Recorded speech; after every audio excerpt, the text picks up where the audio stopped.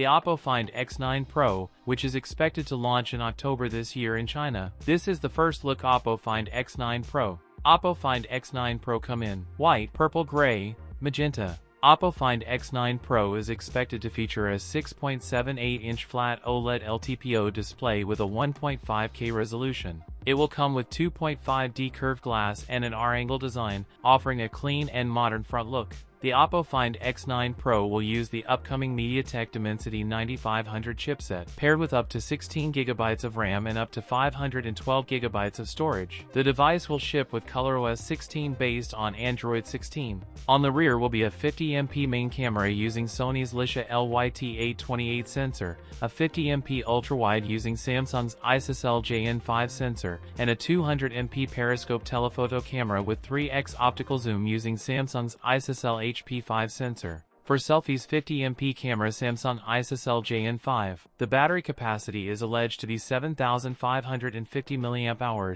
with support for 80W wired and 50W wireless charging, as well as IP68 and IP69 ratings for dust and water resistance.